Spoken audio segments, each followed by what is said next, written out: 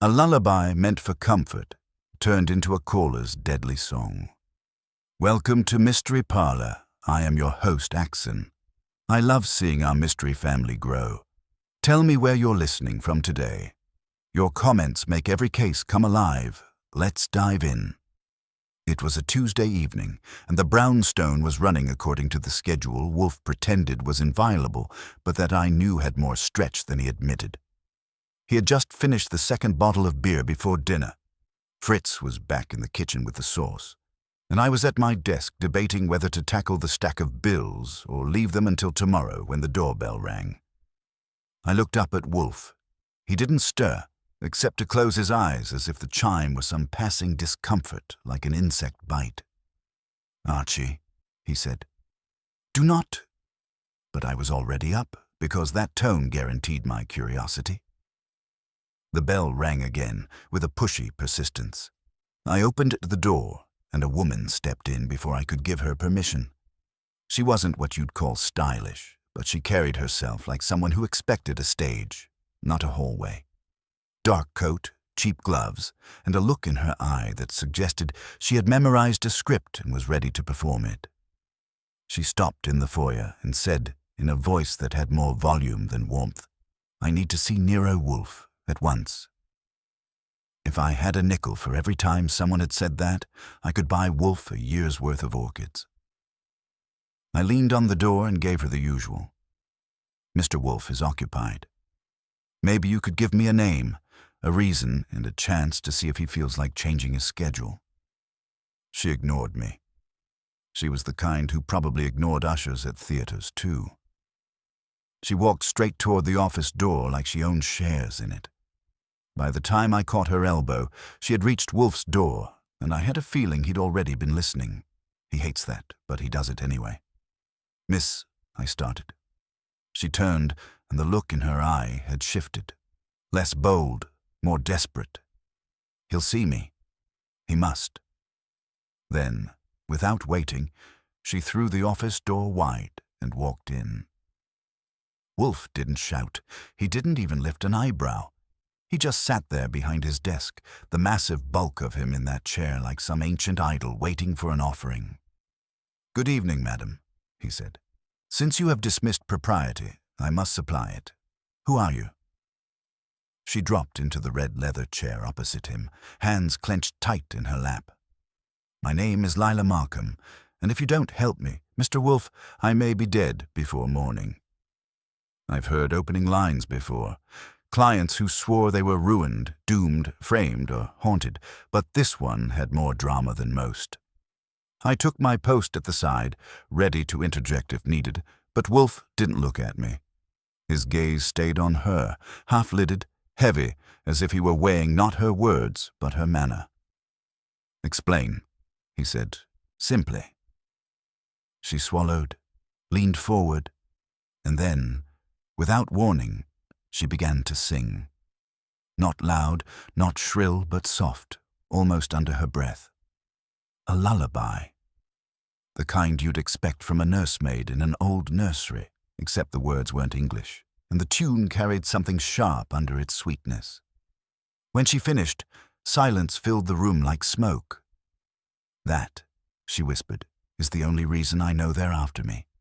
Because I heard it once, when I wasn't supposed to, and last night I heard it again." Wolfe shifted in his chair, which was as close to leaping to his feet as he was ever likely to get. He frowned, not at her, but at the air between them, as though her little tune had rearranged molecules in his office. "Phooey," he muttered, "a lullaby." Then, louder, "Miss Markham, your intrusion is intolerable, yet—" His eyes closed, then opened again. "You may proceed." Briefly. And just like that, the brownstone had been disturbed. I closed the office door and took my chair because Wolfe flicked 2 fingers, the signal for work. Lila Markham's color had the crank of fear. Wolfe set his forearms on the desk and waited. "You heard that tune last night," I said. "Where?" "At my office," she said. "Private Civic Strategies, East 47th. We consult for non-profits. 3 months ago, the Dalrymple Foundation hired us for an internal audit. I filed preliminary notes in a locked cabinet. Around 10, a blocked number called. I answered. That lullaby played. Then a click. "Music is menace," I said. "It isn't childish." She gripped the chair. 6 weeks ago, the same tune came as a voicemail, the day a draft press release on our server changed by itself, just enough to smear a rival non-profit. We caught it. 2 nights later, the song sounded outside my apartment from the street. Wolfe snorted. "And the cabinet?" "Empty. Today an envelope arrived at my apartment. Inside was a photocopy from our audit. Across it, in pencil, 'Forget the lullaby. Then, or they will.'" "They?" I asked. "A youth shelter we partner with. If the audit leaks, donors panic, programs die. He's telling me to bury it." "Why me?" Wolfe demanded. "Because you work without leaving your chair," she said. "He's watching. I don't want a parade." Wolfe's eyelids drooped. "Name the circle with access and motive." She counted. "Irene Quill, our director. Impeccable, allergic to risk. Paolo Costas, data analyst, funny until cornered. Maris Vance, the shelter's program head. Fierce, desperate for funds. Martin Dalrymple. His foundation commissioned the audit. Reputation is oxygen. Victor Helgren, a consultant who appears when money goes missing and invoices afterward. Motives. If mishandling is shown, Irene's prestige bleeds. Paolo signed off on reimbursements and gets stained. Maurice loses grants. Dalrymple's foundation is bruised. Helgren profits by steering panic. "Personal angles?" I asked. She hesitated. "The lullaby isn't random. It's the Evenfall lullaby. My grandmother sang it in Serbian. I've never mentioned it at work." "That implies deliberate attention to you," Wolfe said. "Or acquaintance. Your mother's name?" "Markham." The Serbian was on her side. He glanced at the clock and sacrificed beer for order.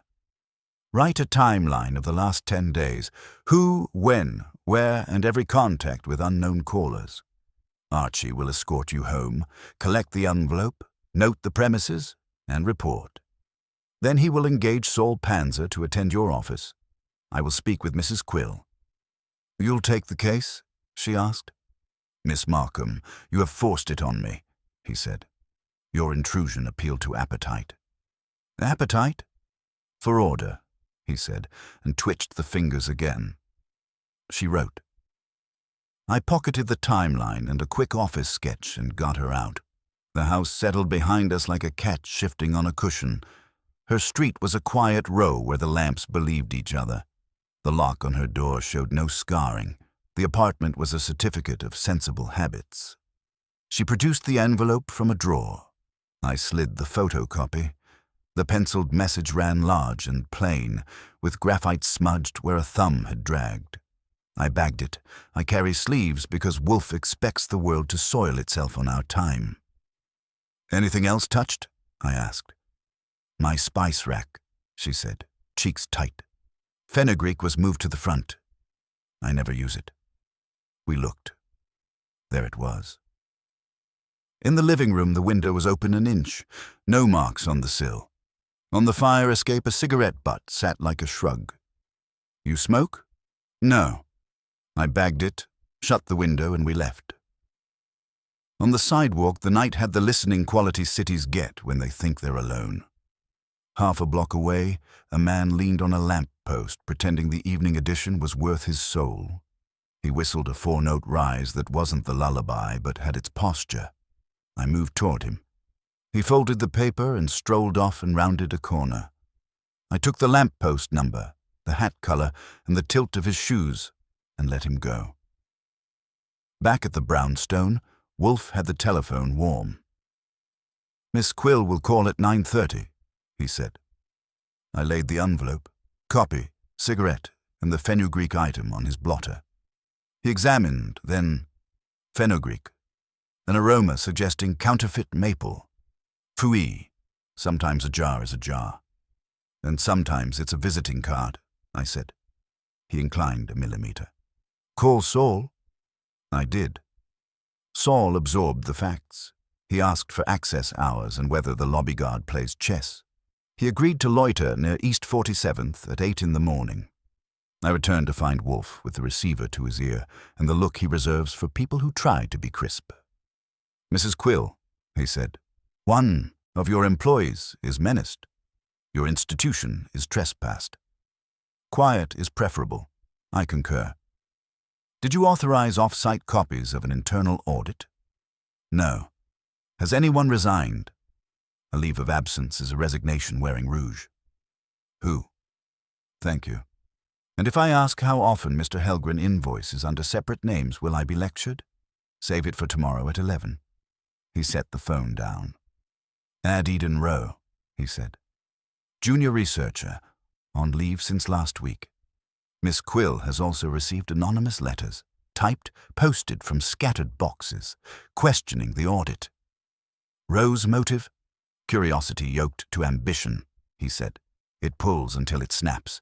As for Mr. Helgren, Miss Quill's vanity detests him. That will matter. The doorbell nipped. Fritz would have blocked cavalry, but it persisted. I fetched a box wrapped in brown paper, addressed to Lila at our address. No return. Boy on a bicycle, I told Wolfe. He nodded at the box. I opened it from the corners. Inside lay a plastic music box. I lifted it and it began to play Tinny and Sure, the lullaby we had met. It finished and went dumb. Wolfe didn't move. He regarded it. Now, he said, the brownstone has been disturbed. The tune wound down. Wolfe didn't touch the box. He flattened his palms on the desk. I set it on a blotter island so it wouldn't contaminate the leather. You'll want fingerprints, I said. I want sense, he replied. If the donor is obliging, Kramer can later enjoy himself. Not yet. Then we don't squeal. We don't reward provocation, he said. Someone presumes he can make a noise in this room. We will reply with quiet until it serves us to speak. 9:30 for Mrs. Quill. 11 here. Before that, Mr. Helgren. You think he'd risk sending that? A man who practices monetized panic tries doors already open, Wolfe said. Stop first at Miss Markham's office. Saul will need a credential. On East 47th, Saul had a friendship blooming with the lobby guard over chess. I delivered a visitor badge borrowed from a receptionist. Saul's hat dipped. Targets? Paulo Costas, Eden Rowe, on leave. Anyone with a lullaby in his teeth, and a brown felt hat with mirror shoes, I told him. I'll watch the shoes, Saul said.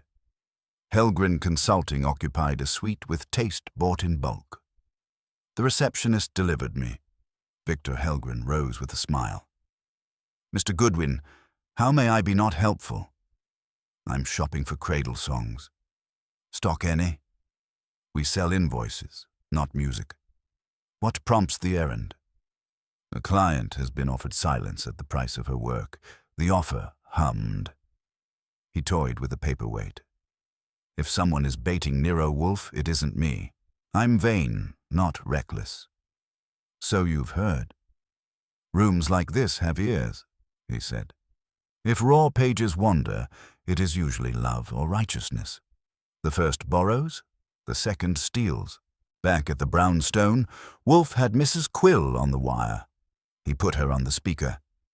Mr. Wolfe, Ms. Markham tends toward alarm. We prefer to manage internally. You prefer appearances, Wolfe said. I prefer causes. Who besides you has seen drafts? Paulo, Maris Vance at the shelter reviewed a section. Eden Rowe prepped data but is on family leave. The Foundation saw an executive summary. And Mr. Helgren? He consults to Dalrymple, not to us, she said. Yet he knows your business, Wolfe murmured. Be here tonight at 7:30 with Mr. Costas, Ms. Vance, and Mr. Dalrymple. He cut her off. I reported Helgren's polish. Wolfe eyed the music box. He knows of it. Therefore the sender wants that known. or Mr. Helgren listens where men like him listen. Either way, he's a vane, not the wind. Paolo next? I asked. Prod his self-esteem, he said. Then Miss Vance. Eden later. At Private Civic Strategies, Saul discoursed on petals. In Paolo's frigid office, the man wore an ironic tie. Mr. Goodwin, we don't hire detectives. You're humoring me. It's cheaper. Someone is walking with your audit and a lullaby. He blinked. I heard about Lila's scare. Maybe I rushed a reimbursement. Irene waved, but I didn't alter text. Who could? Anyone with credentials. Me, Lila, Irene, Eden when here. Eden knows languages. She's rights and wrongs bright. She and Maris butted heads. Define butted. Emails with italics. Maris wants victories. Eden wanted misses counted. Where's Eden now? She said her mom needed surgery. I texted. Nothing. A knock came with a grin. Martin Dalrymple filled the doorway. I do drop-ins, he said. If there's a leak, we cork it. If there's libel, we litigate. And if there's a lullaby, I asked. Make it a jingle. We'll license it. I do context. Context can wipe a board, I said. Or illuminate it, he smiled. Tell Mr. Wolfe I prefer no circus. I'll attend tonight if Irene insists. He left. Paolo exhaled. Does he scare you into accuracy? I asked. He schedules me into it, Paolo said. I phoned Wolfe. Helgren coy, Dalrymple theatrical, Paolo pointing at Eden. Saul is gardening the lobby. Wolfe grunted. To the shelter, with Miss Vance, assume ignorance, she will correct you. The shelter inhabited a school reborn on a budget. Maris Vance met me. Reporters get 5 minutes, she said. Detectives get 3. I'll take 2. Archie Goodwin. Is your operation being used as pressure? We're always pressure, she said. People pry open wallets with us and forget the hinge. What do you need? Someone is urging Ms. Markham to bury audit findings and is humming at her.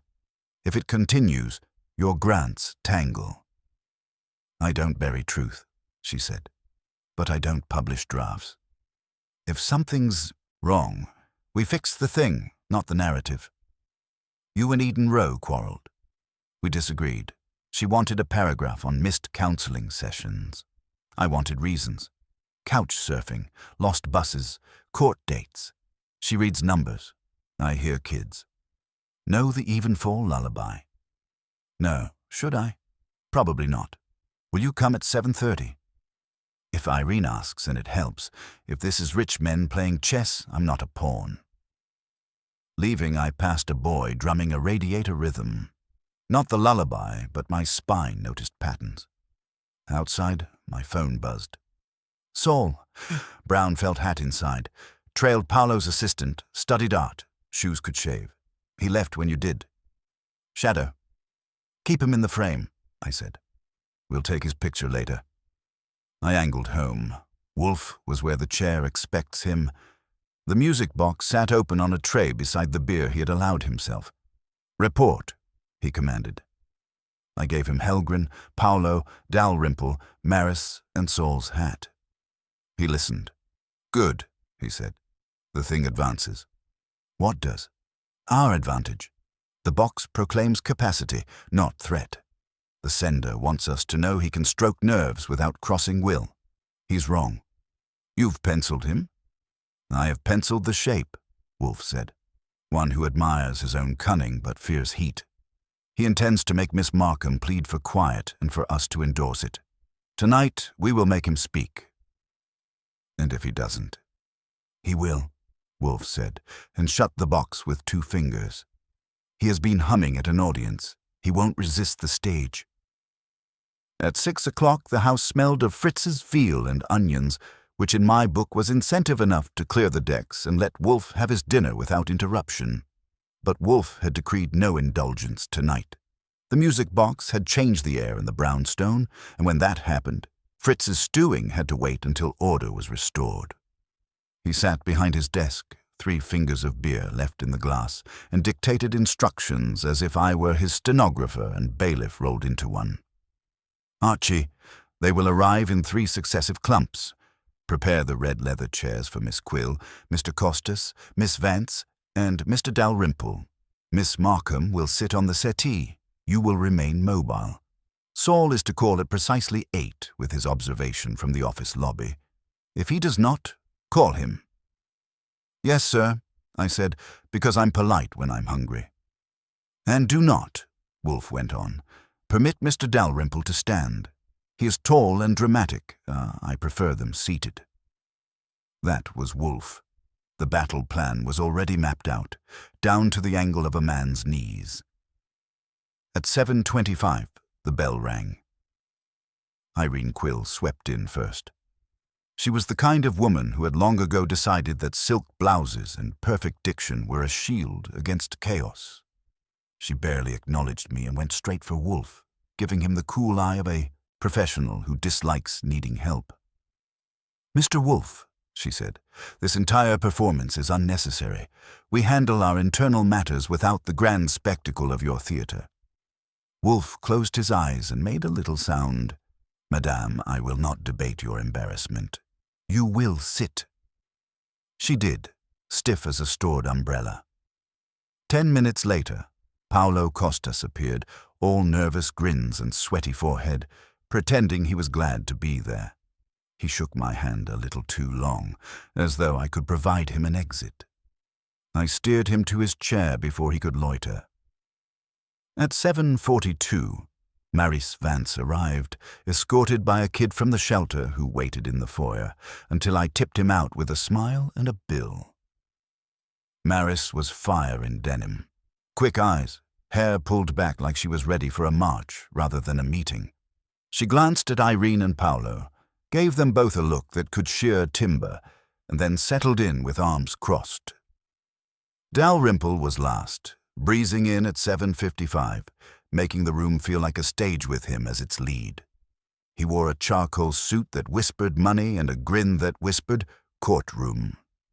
He greeted everyone by first name, including me, which I didn't encourage, and then flopped into his chair with the confidence of a man who believes even gravity owes him. By 8 sharp, the lineup was set, with Lila Markham pale on the settee and Wolfe watching them all from under lowered lids. The music box, silent and shut, rested on a tray between his blotter and the edge of the desk. "You're here," Wolfe said, his voice as smooth as butter over steel, "because a trespass has been committed. Draft audit material has been removed, altered, and circulated. A tune, absurd but insistent, has been employed as signal. I require candor. If you refuse, I will have the police investigate. They are far less amiable than I." Dalrymple laughed. "This sounds like a mystery play, Wolfe. Do you always bait your fish with music boxes?" Wolfe ignored him. His eyes shifted to Irene Quill. "Madame, has any copy of the audit left your custody with your knowledge?" "Of course not. I keep our documents secure.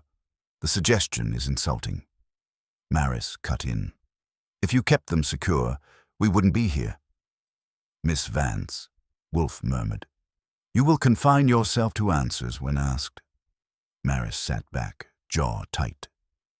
"Mr. Costas," Wolfe said, "your office, your habits?" Paolo twitched in his chair. I file properly. I log changes. I may have... Look, anyone could have..." He broke off, aware he was about to give me a week's worth of material. Dalrymple chuckled. "My dear Paolo, you sweat too much. It makes you look guilty even when you're not." "Mr. Dalrymple," Wolfe said, "did you authorize Helgren's involvement?" Dalrymple's grin flickered. "Victor, no, he freelances. He consults. He hangs about because people pay him to." "Because you pay him to?" Wolfe said. Dalrymple shifted his weight but didn't answer. I was watching Irene Quill then, because her eyes kept darting at the music box like it was a snake. She hadn't looked at Maurice once.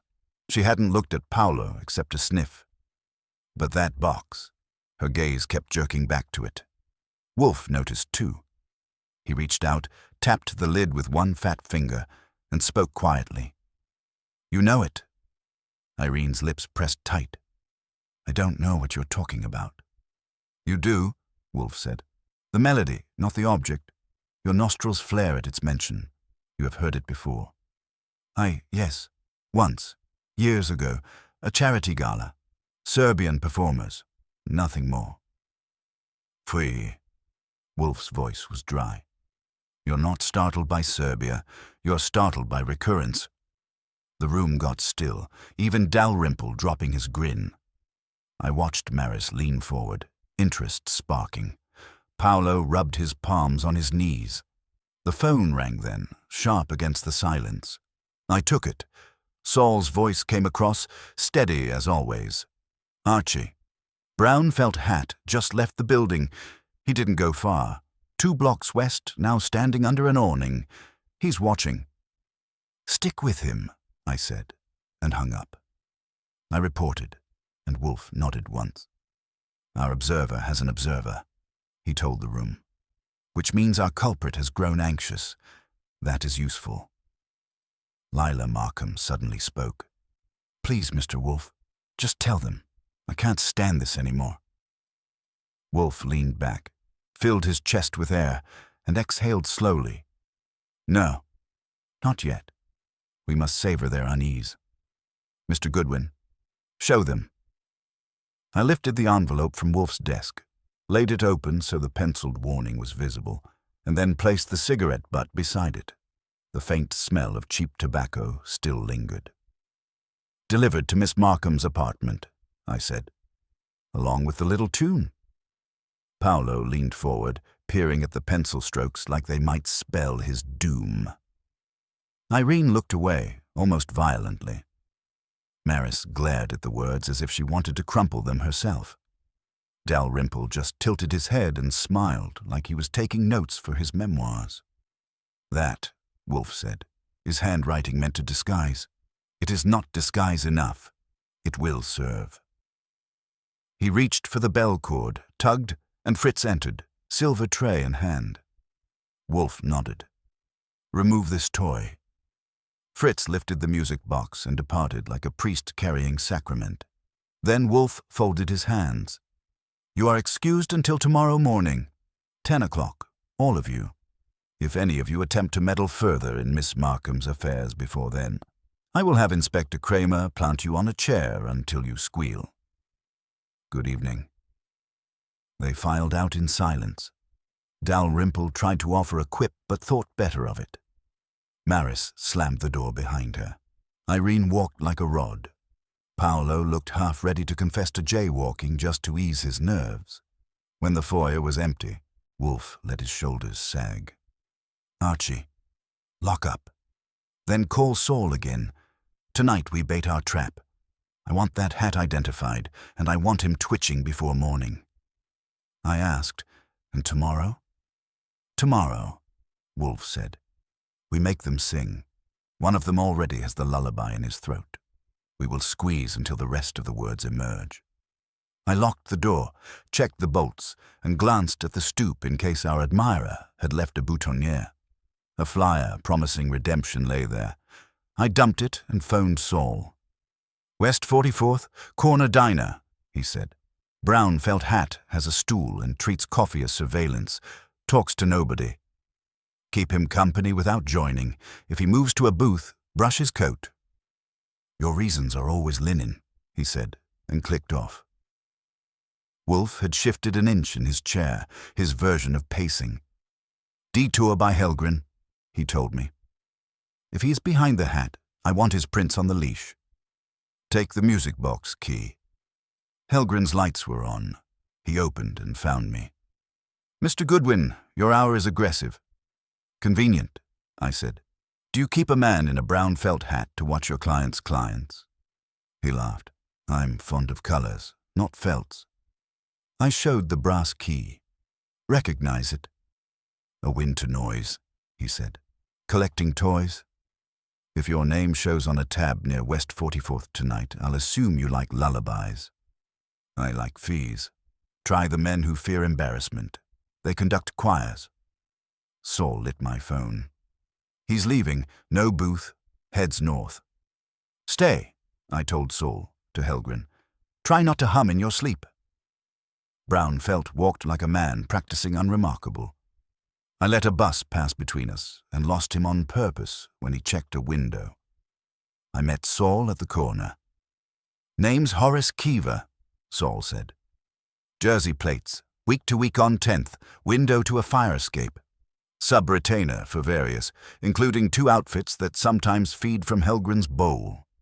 Is Helgren the hand? Unproven. Receipt stub. VH Services. Cash. Keever's initial. Could be Victor or Violet. Keep him on a string. I'm looking in on Eden Row. Her walk-up had plaster scar tissue and a mailbox label in pen. No answer. A neighbor cracked her door to tell me daughters who care for mothers don't keep detective hours. Bellevue, she said. The mother moans. The girl hums. Some old country tune. Recognize it. What am I? An embassy? She shut me out. At Bellevue, I confirmed a Mrs. Rowe had been cut 3 days ago and was still behind a curtain unwelcoming to freelance visitors. Eden's number went to voicemail. I headed back. The living room smelled faintly sweet, maple that learned imposture. I locked the door loud so Wolfe would hear the tumbler. He sniffed, said a word I won't print, then, fenugreek. Fritz appeared, eyebrows like parentheses. I clean, he protested. I would sooner season with gravel. It isn't you, Wolfe said. His eyes went small. Something is different. The brown stone is his skin. He scanned shelves and pointed. That. A German poet's spine stuck a 1/4 inch proud. I drew the book, and a thin envelope slid from behind and kissed the desk. Pencil kept its trick. Forget the lullaby. The hand had tried harder to be anonymous and succeeded less. Wolfe didn't touch it. Our man was in this room, I said. During the audience, Wolfe said. Fritz would have heard a mouse confess.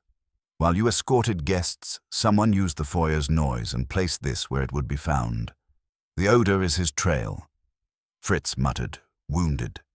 I will scour with vinegar. You will sit, Wolfe said. This is not on you. I bagged the envelope and checked windows and lock. Neat, unscarred. Our intruder left only cheap sweetness and conceit. Wolfe dialed. Kramer. No, not a murder. A trespass. Send a man tomorrow to smudge where he pleases. Tonight do nothing. Yes, nothing. It has become intolerable, he told the air. Archie, at 10 you will collect Miss Rowe from Bellevue or from whatever sidewalk she chooses if she declines. She will attend. Before that, revisit Mr. Keever with Saul and encourage him to recall who funds his affection for hats. With what? We're a no brute force house. With forecast, he said. Describe the order in which Kramer would amuse himself. Impounding any license he pretends to, ending with a district attorney's curiosity about cash receipts with initials. Offer an alternative. Whisper the name of his current employer and the times he was asked to hum. I don't think Keever delivered the envelope. No, he watches. He doesn't trespass. The hand is not his. His role is to confirm our arrangement. The trespass was done by one comfortable in our presence or admitted by one of them. You're accusing Fritz, Fritz said. Nonsense, Wolfe said. But a man with a tray may be trailed by a shadow. How long were you from the office when you escorted Mr. Dalrymple out? 2 minutes, I said. Long enough for a moth. Short enough for a man who rehearsed. He pinched the bridge of his nose. Tomorrow they will bring devices and defenses. I will assay their lies like gold. The music box sat in Fritz's pantry. I fetched it. Wolfe indicated the key. Wind it once. I did. The first notes wavered. Wolfe raised a hand. Hear the catch? Fractional. Someone opened the case and closed it in haste. Impatient or reverent, but wanting contact. I phoned Saul to set the morning. He would watch the stoop across the street. Kiva would reacquaint himself with consequences at 9, Bellevue at 9:30, 10 o'clock the parade. Fritz brought the veal and onions when Wolfe waved surrender. We ate in silence.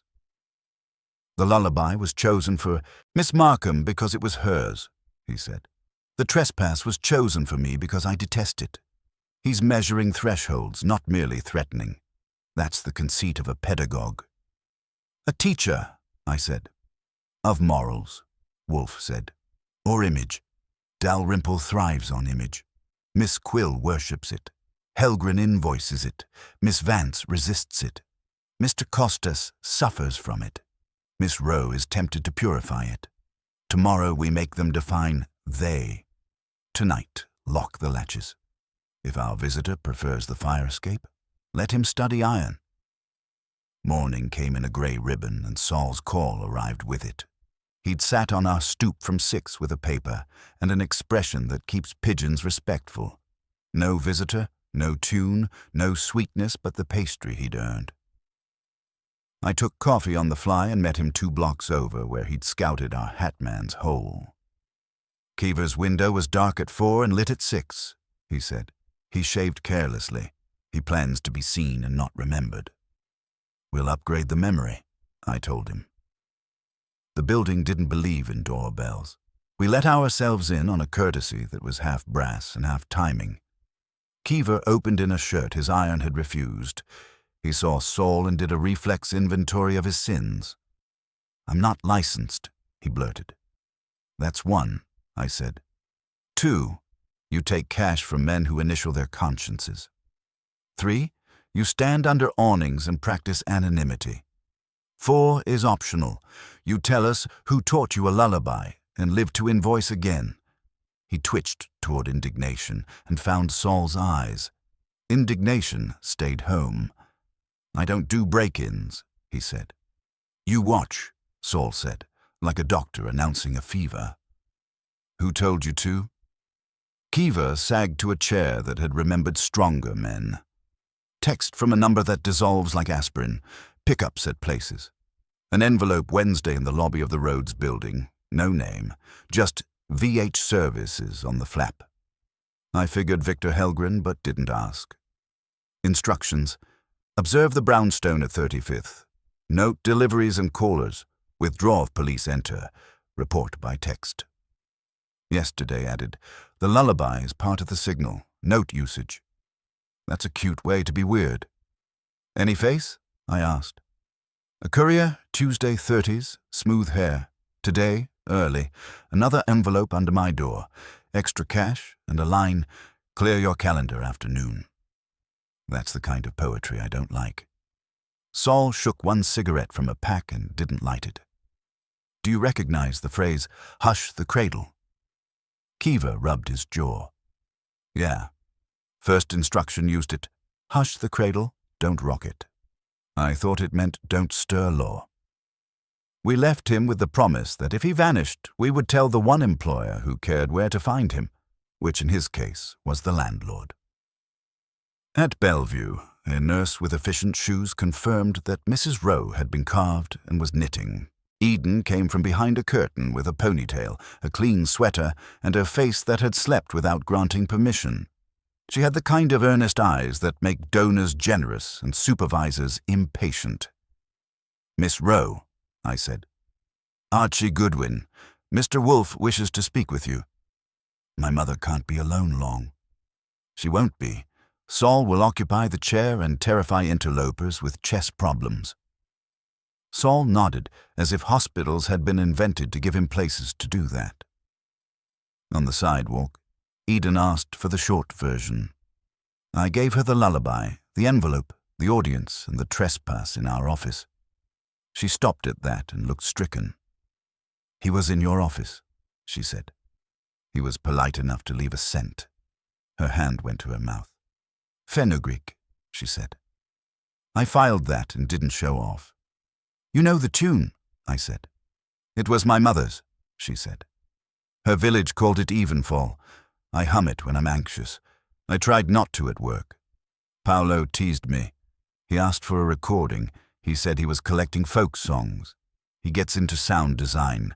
He once cut Irene's speech to make her sound like she had a sense of humor. Did you give him a recording? No, but I hummed once when we were late on a deliverable. He put his phone on the desk and grinned. I didn't think, she swallowed. That was stupid. Don't monopolize the franchise, I said. Miss Vance said you two disagreed. I wanted the numbers honest. She wanted the reasons human. We weren't enemies. I don't bury facts. If our work misses kids, we should know why and say how to fix it. You're coming to Mr. Wolfe's at 10, I told her. If you try to flee, the lullaby follows. The living room had been reset to Wolfe's preferred geometry. He had the music box on the tray and the envelope on the desk, and he let his eyes half close when I brought Eden in, which is his version of a bow. He didn't offer a chair until he'd decided what to do with her voice. Miss Rowe, he said, you are on leave. My mother needed me. Of course, your ambition did too. You had access to data and opinions. You wanted both to be pure. You spoke when asked and when not. Who first heard you hum that tune at work? Paolo, she said. Not Miss Quill? She heard it later. She said it was quaint. Wolfe made a sound deep in his chest. Quaint, he repeated, as if tasting a sour cherry. Sit. At 9:50, the doorbell indicated choreography. Irene came tight-lipped. Paolo looked hungover on nerves. Maris arrived without the kid and with a stare that could press a suit. Dalrymple brought weather in with him and charmed Fritz, which I will not forgive easily. Saul took the red chair by the wall and forgot to be furniture. You will listen and answer, Wolfe said, and the room obliged. He lifted the envelope by one edge. This was placed last night in my office while you were here. The hand that printed this also printed a threat to Miss Markham at her apartment. I congratulate the author. His affectation of anonymity is consistent. Irene's gaze slid away. Paolo's fingers performed a ballet on his knee. Maris's jaw flexed. Dalrymple smiled at the ceiling. Miss Rowe, Wolfe said. She startled, then gave them the first 4 bars. It was plain and clean. When she stopped, the room kept hearing it.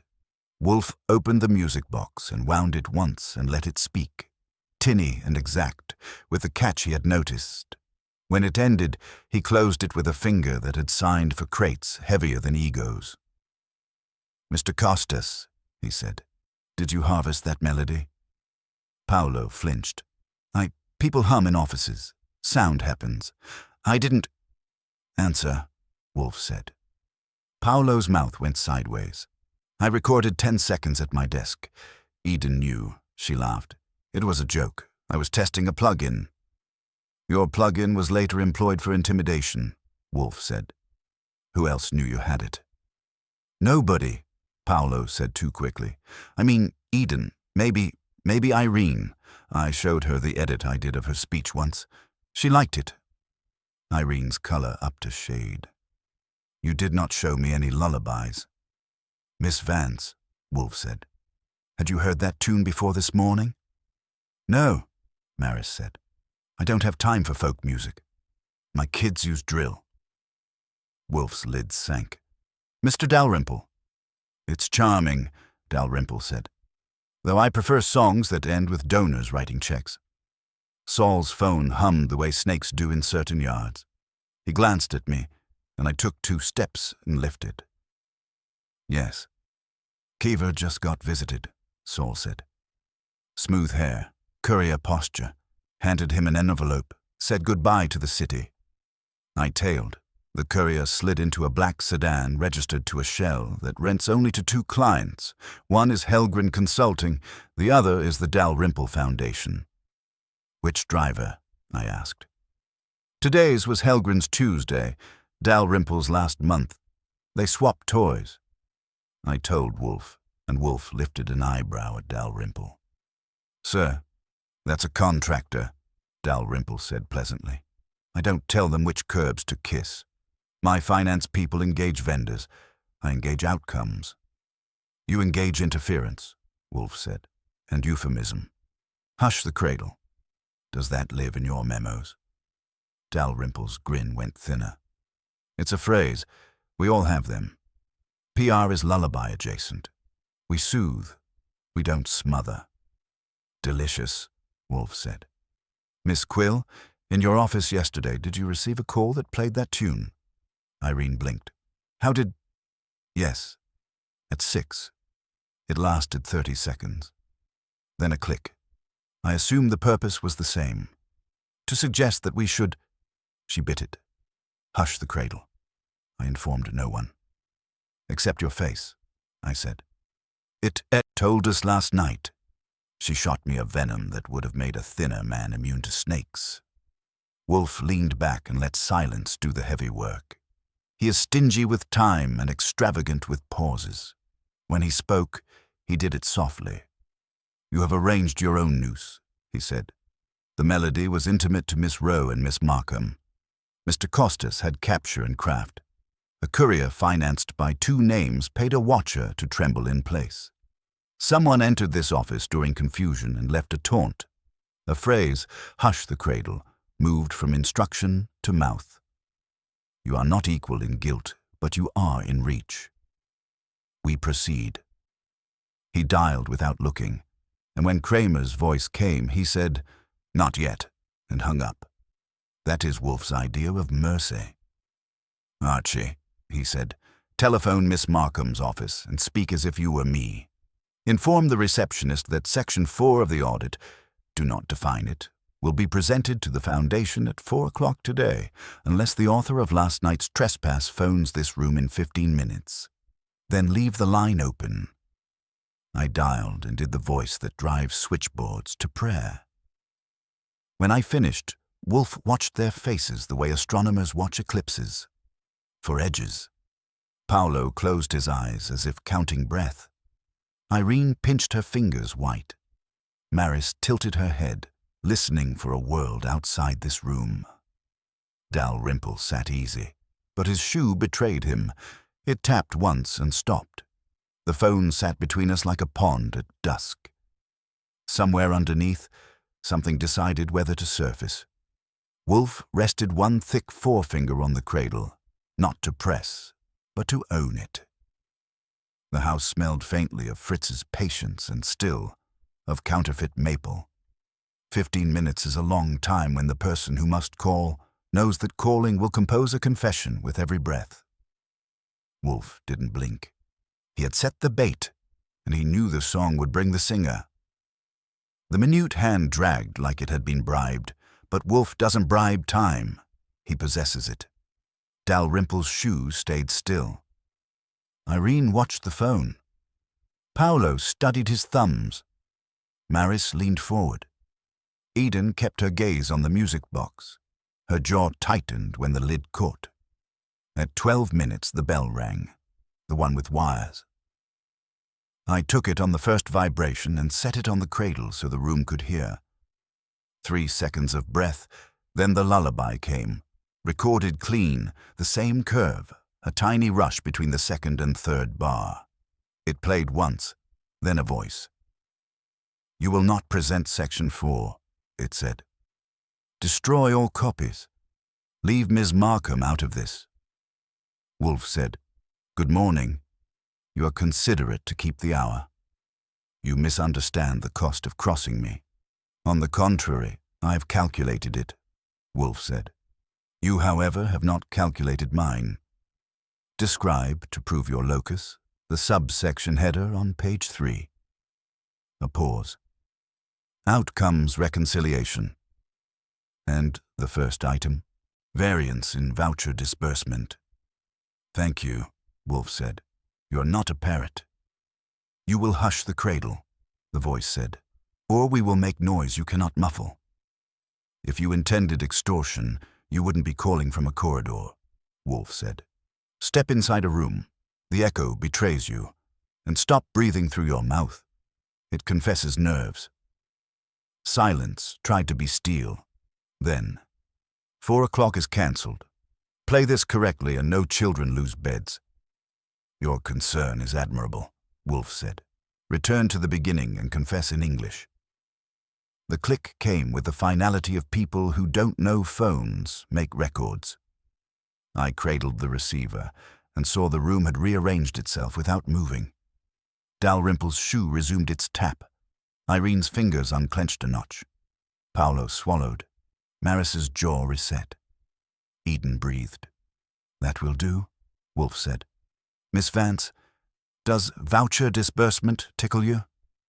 "It insults me," she said. "We fight to keep bus and meal vouchers straight." "I did not ask if you skim. I asked if the words live in your office." "They're everywhere," she said. Wolfe turned to Irene. "Madame?" She lifted her chin. "I have headings.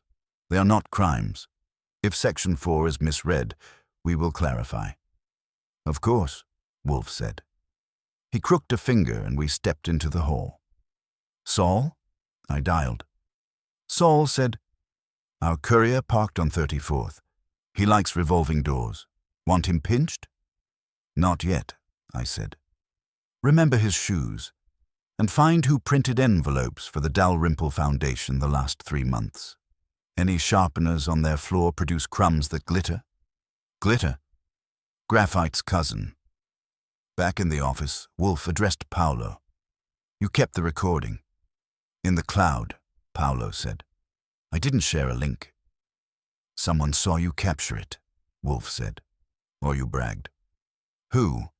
He hesitated. "Eden joked about me being a magpie. I might have told Irene I was curating an office soundtrack." Irene bit off a word. Wolfe didn't let it hatch. "Mr. Dalrymple, your phrase, 'hush the cradle,' appears in a watcher's instruction and on this call.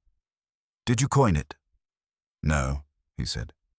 "Language travels." "You improve many things," Wolfe said, "including invoices." Dalrymple's smile turned professional. "You are close to slander." "I'm close to clarity." He buzzed Fritz and asked for beer, which in this house is a metronome. When glass came, Wolfe didn't drink. He looked at Aidan. "Your mother will not lose you for long. When you return to her, tell her the lullaby is safe." "She is not." Eden's hands tightened. "What does that mean?"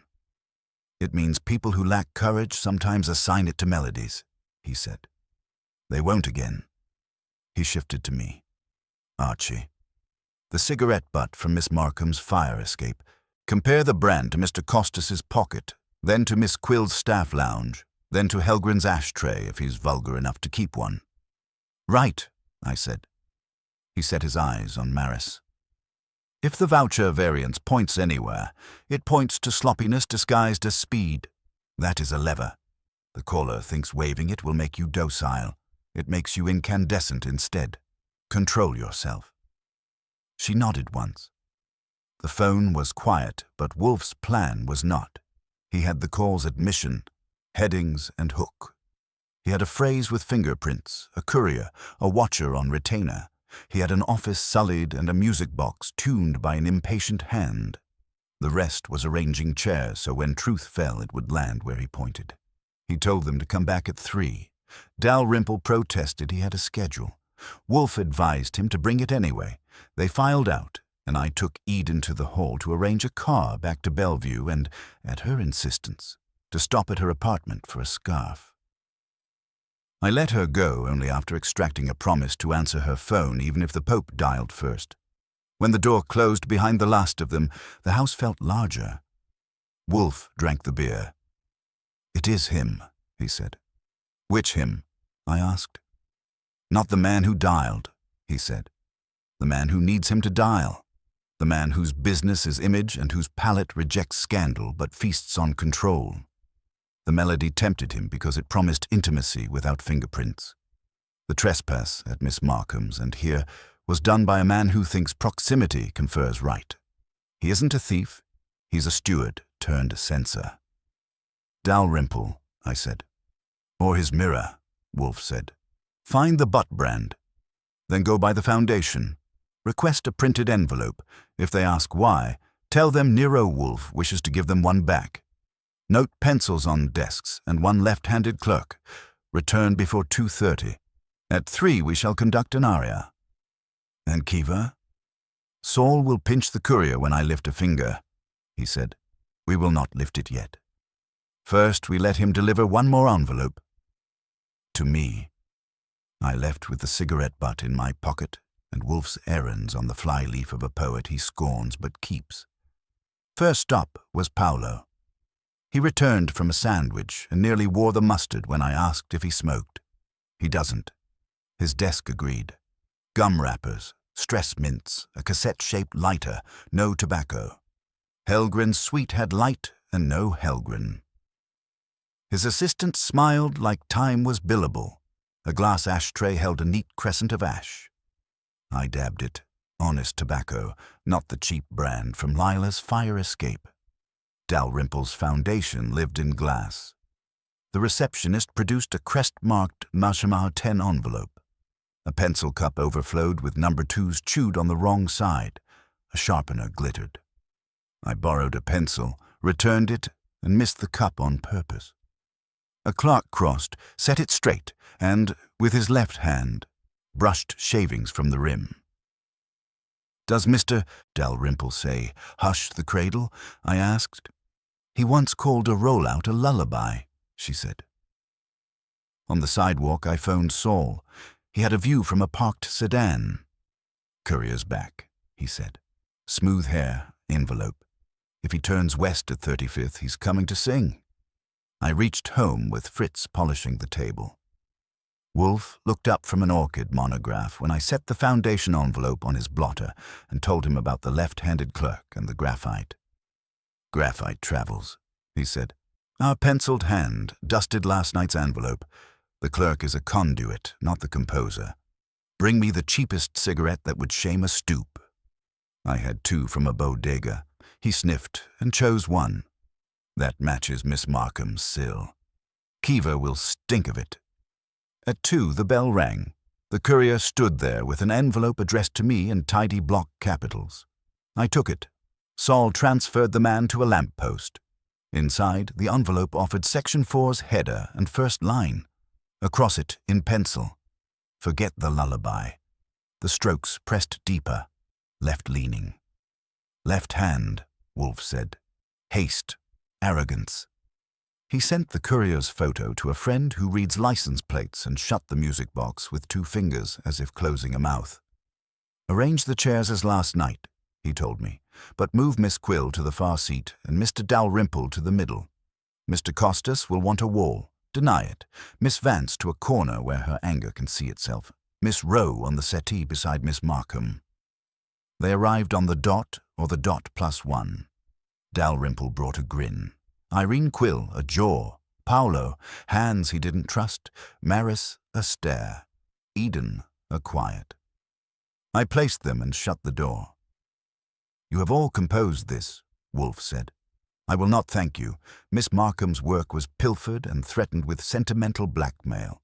A lullaby served as the affectation of intimacy for a man who dislikes fingerprints. He hired a watcher through a contractor to keep distance between his conscience and his acts. He entered this room last night to leave a taunt behind a book spine I do not tolerate misaligned. He used a phrase, "hush the cradle," that decorates memos as perfume does pieties. Dalrymple opened his mouth and closed it. Irene's gaze went to the music box and away. Paolo studied a thread. Maris stared. Eden watched Wolfe like a student at a board no one else could see. The call this morning proved access, Wolfe continued. Subsection header, first item, not a reporter, not a passerby. Today's left-leaning scrawl harmonizes with a left-handed clerk in your lobby, Mr. Dalrymple. He is a conduit, not a composer. Mr. Costas made the recording and bragged. Miss Rowe hummed without malice. Miss Vance resists spin. Miss Quill worships appearances. Mr. Helgren invoices panic. Mr. Dalrymple cultivates image. This chorus fits a single conductor. The phone rang. I set it on the cradle so the room could borrow the tone. The lullaby played again. Clean. And then a voice said, "You will not show Section 4 at 4 o'clock. Burn it." Wolfe said. "Mr. Dalrymple, you would sound better if you weren't speaking from a hallway." Silence wasn't silence. It was a crowd watching a foot miss the last stair. "That isn't," Dalrymple began, and stopped. His shoe tapped once, then remembered itself. "Anyone can mimic a voice." "I prefer meaning to mimicry," Wolfe said. "The man who just commanded us to burn a document also placed an envelope in this room last night during our audience. No watcher could do it. Fritz was in the hall, and Mr. Keever is not a moth. Only someone already admitted and at ease with authority dared invade the brownstone's arrangement. Someone who believes his interventions are improvements." Irene swallowed. "Are you calling Mr. Dalrymple a thief?" "I'm calling him vain," Wolfe said. "The rest will be assigned properly in a moment. Archie, ring Inspector Kramer and ask him to wait at the corner for my nod. Then bring the music box." I did both. Wolfe set the box near the edge of the desk, between him and Dalrymple, and rested a finger on the lid. "This trinket," he said, "isn't evidence. It is a mirror.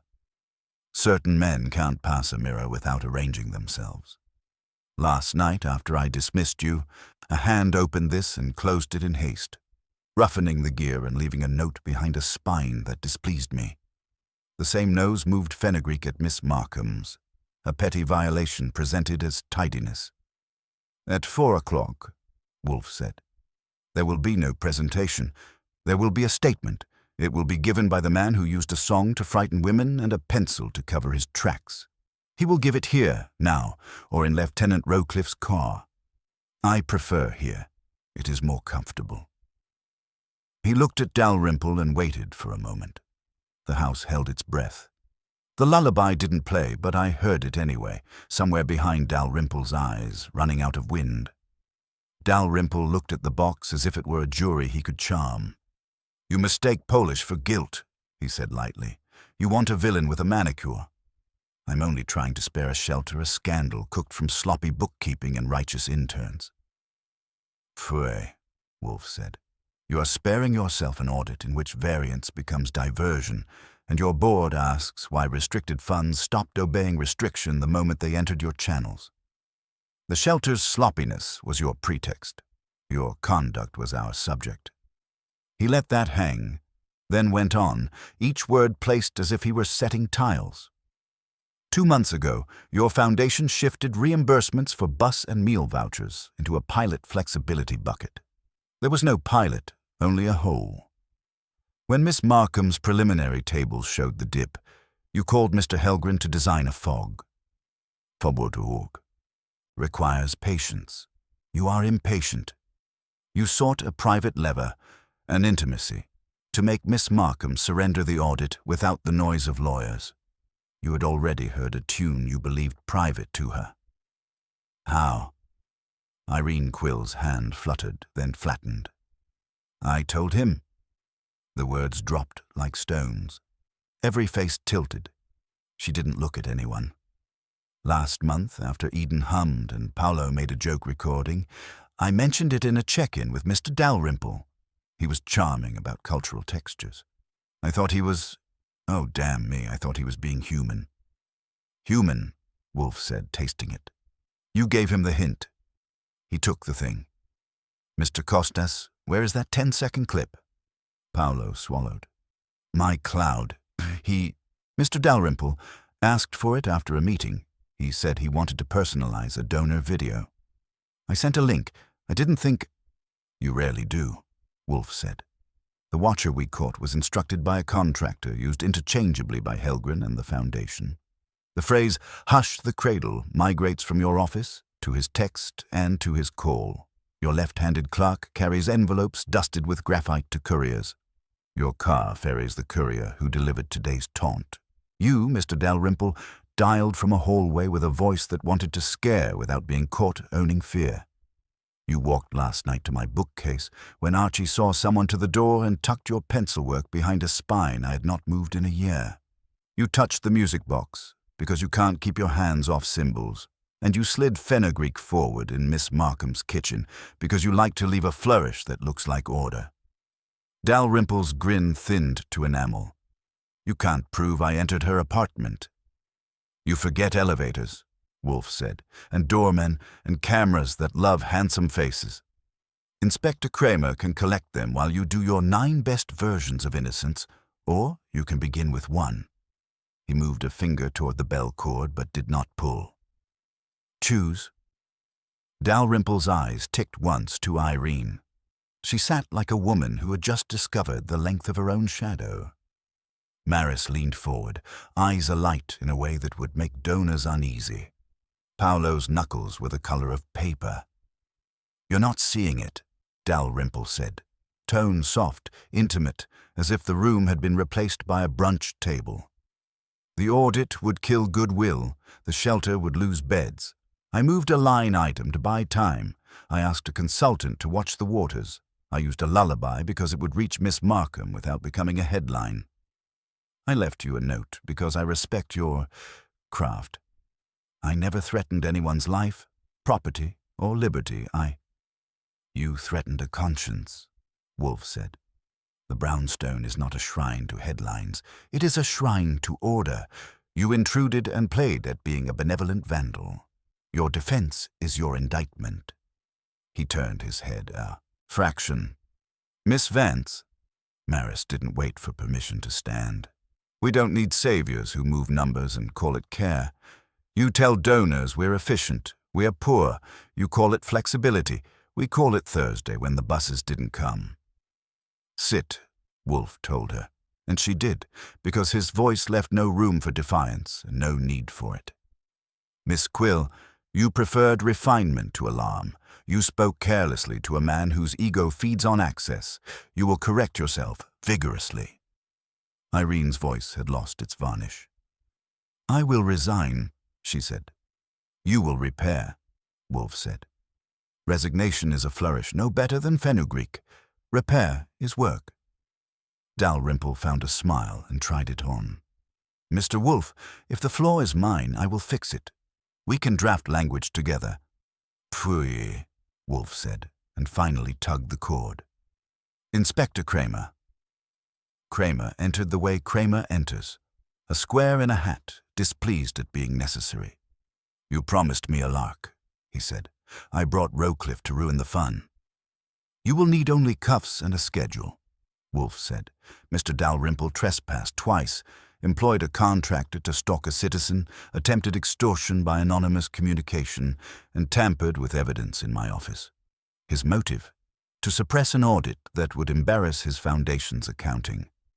The courier is parked on 34th. Mr. Panzer will deliver him. A clerk at the foundation will prove the pencil work. The watcher, Mr. Keever, will sing you a clumsy hymn. If you want the phrase that ties the bow, hush the cradle is yours. Dalrymple rose, graceful even in discomfort. You can't. Rowcliffe stepped to him with the expression he saves for men who think velvet is armor. We can. Kramer's eyes did a full lap of the room, took in the music box, the envelope, the faces. You'll testify. I will speak, Wolfe said. Whether you hear is your problem. Dalrymple turned to Irene. You'll regret. She cut him off. No, I already do. He breathed, decided what he could salvage, and let Rowcliffe steer him out. The house rearranged itself again. The air lost 10 pounds. Kramer looked at the envelope, took it with 2 fingers, and glowered at me on principle. If this is theater, it's expensive, he said. Charge admission, I suggested. He grunted and left a man at the door like a punctuation mark. When they were gone, Wolfe regarded what remained. 4 people and a tune. He addressed Paolo first. You will send Miss Markham a letter detailing every instance of access to your cloud and any link you shared with dates. You will also send the same to Inspector Kramer. If a single omission appears later, you will remember today as the last day you were a civilian. Paolo nodded. Adam's apple busy. Yes, sir. Miss Rowe, Wolfe said. Your mother will not have to hear her lullaby on a recording. Again. If she does, the man responsible will regret a cultural education. You will return to your work when your mother is mended, and you will remember that zeal untethered to prudence is a match. Eden's eyes shone and then steadied. I will. Miss Vance, Wolfe said, you will give Miss Markham the reasons for your numbers, plainly, without denunciation. Your fury is admirable. It must not be the narration. She nodded. I can do that. Miss Quill, Wolfe said last and softer, which in him is harder. You will bring a list of the board members who permitted Mr. Dalrymple to annex meaning to himself. Bring also the name of any staffer who used pilot flexibility as a passport. Miss Markham will not bury Section 4. She will publish it, tempered by context. You will enable that, not impede it. Irene had found a handkerchief somewhere and had not yet used it. Yes, she said.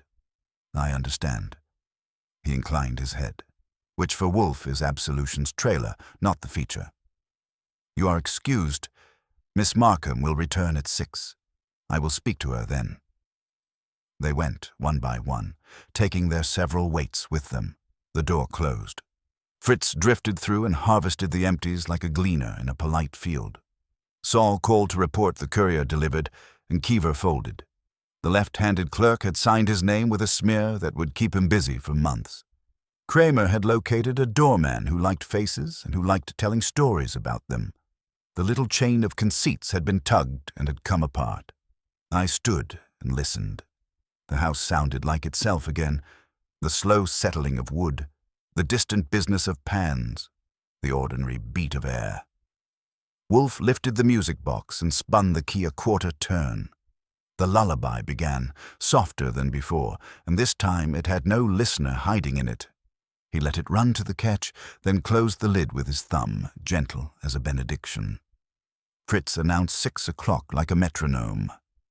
I opened the door for Lila Markham and saw the day had hammered her and left the dents. She still had her poise, but it was the kind you nail back on. Wolfe didn't rise. He inclined his head, which in our house is a standing ovation. You've heard some? I asked, taking her coat. Enough, she said. Irene called to apologize twice. Paolo sent an email that reads like a confession with line breaks. You'll get more, I told her. Kramer arrested the courier and the watcher. The left-handed clerk now prefers his right. Dalrymple is tasting process. She took the red leather chair and Wolfe didn't mind.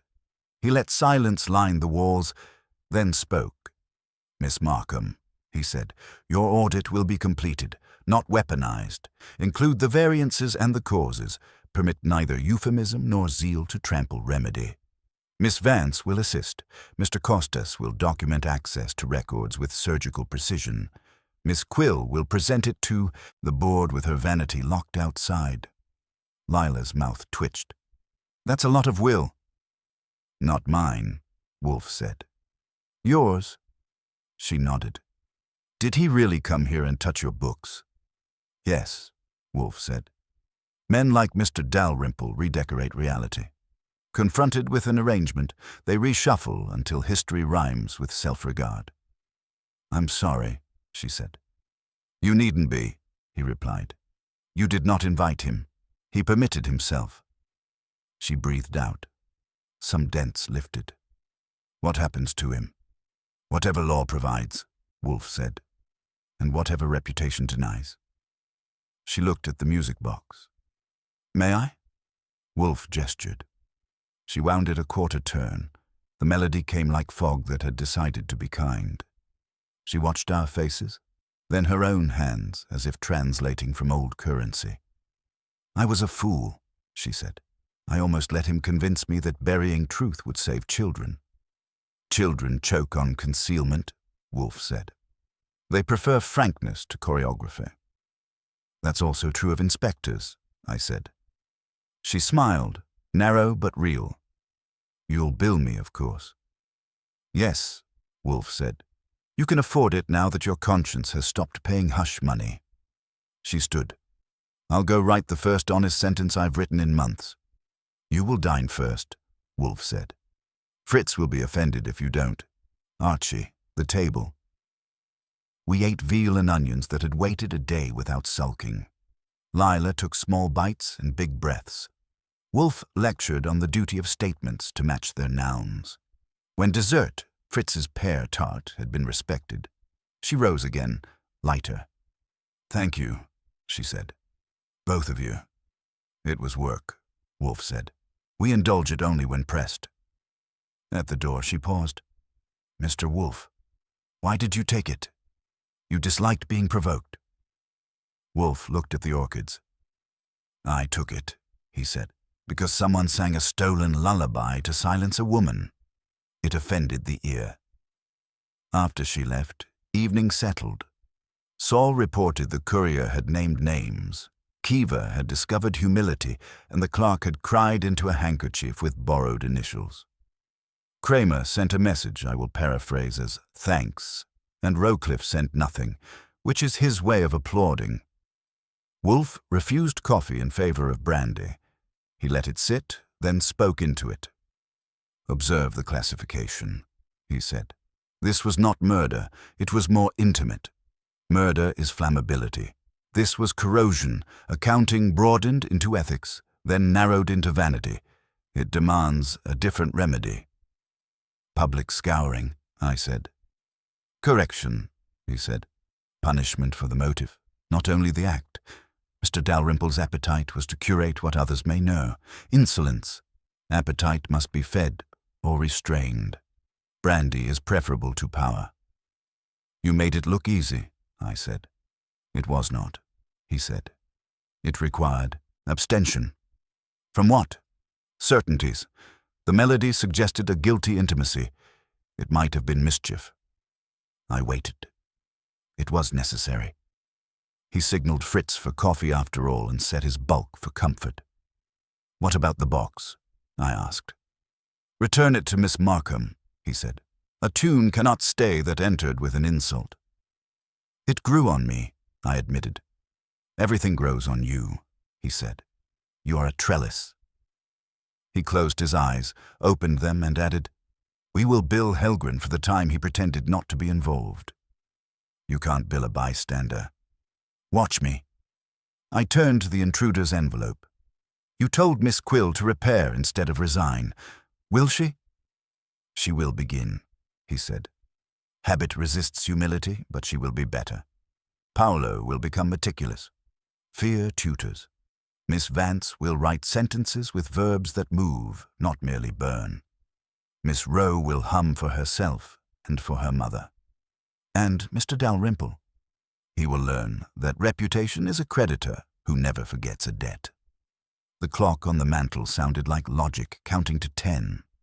I stood, stretched, and found a yawn I hadn't booked. "Anything else before I grant myself a free evening?" "Yes.